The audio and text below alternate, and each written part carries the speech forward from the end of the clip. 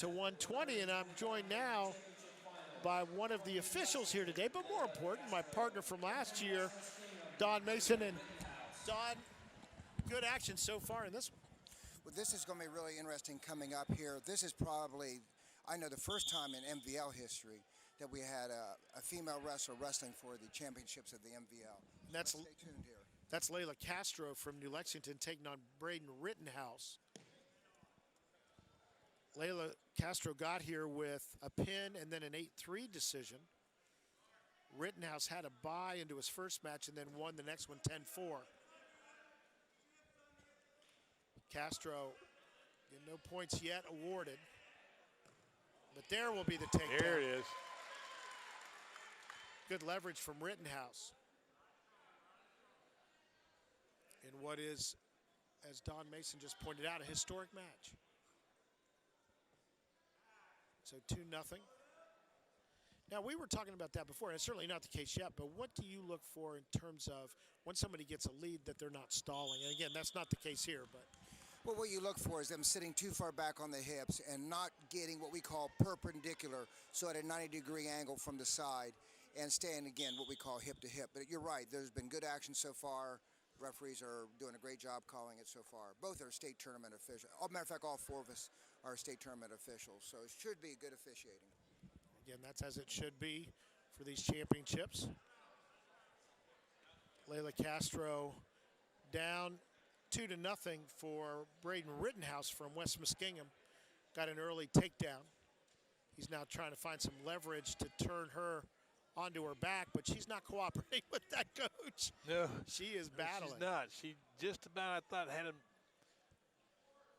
a move to get out, but Rittenhouse is tough. I mean, he's now in terms of her long wrestlers. I mean, yeah, exactly. In terms of her headgear, all permissible, obviously. Yes, what we do with male or female wrestlers, if their hair goes beyond the earlobes and the collar on the back of the neck, they have to wear, and I'll just call it a hair net. It's a specified net for athletic competition, and it keeps the hair from basically getting down below their ear pads here or their foreheads, and it's required across the country. That's the end of the first period. Only points coming on a early takedown. Braden Rittenhouse. West Muskingum leads it 2-0 over Layla Castro of New Lexington. And Castro got here with 2 wins. A pin early on, and then in the second round, an 8-3 win. You can tell Rittenhouse being cautious as he tries to get leverage underneath. I think, Coach, it's like football. You get lower. When you're for the lower person, I think that's the helpful part. You have two different styles of body. I tell you, you have Castro, who's at low center of gravity, and then you have Rittenhouse, that long wrestler. I hated to wrestle guys that were long like that because they could get so much leverage on you. Yeah. This is one of her favorite scoring moves. She does a really nice job pressing the opponent to the mat. Well, she wasn't successful this time, and Rittenhouse scored. He really waited for his opportunity there, was very did. patient. And he'll get another takedown, credited 4-0. A minute now to go in this second period as she tries to move his arms, not allowing him to. Well, she had no success from this position in the first period. I mean, he controlled her completely. And again, he does that. She's trying to find any way to get out of this predicament. Trailing 4-0. He's trying to find another way perhaps to move her to her back. But she has been pretty stubborn about that. Again, using her hips well to keep position.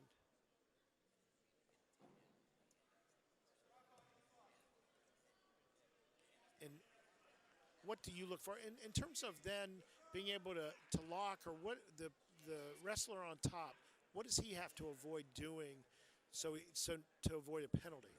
Well, let me say this, to avoid being reversed, he's got to watch his body weight. But in order to avoid like a stalling penalty, he has to do what he's been doing, and that is stay engaged with the upper body of the other wrestler. Well, talk about what you can do with your hands, too, about locking, or what exactly you can do to kind of keep your position. Well, when you're in control, a lot of times what you try to do is control the wrist of your opponent. We call it hand control, it's wrist control, same thing. by controlling the wrist, you really limit their ability to control you. And in this case, the Rittenhouse was able to actually, as an underneath wrestler, control the hands. He's not escaped yet. Well, he just now got the escape, yes. Okay, so there is the point for the escape. And Rittenhouse now with a 5-0 lead, a minute and a half to go. And there's that stalemate again idea. How long do you wait to call that? It's really, and nothing's really a judgment, but when you see both wrestlers cannot advance their hold, then at that point you stop it right away. So both wrestlers now in the up position. Rittenhouse with the 5-0 lead. But whatever happens in this match, I think folks will remember Layla Castro. That's what I was saying. She does a nice job trying to press down and step behind the other wrestler. She almost did it there, but going back to an earlier point made by Coach, the West Muskingum wrestler is very tall and lanky, and so she's at a bit of a disadvantage in that move, but we'll see. I'm sure she'll try it and probably be successful at some point here.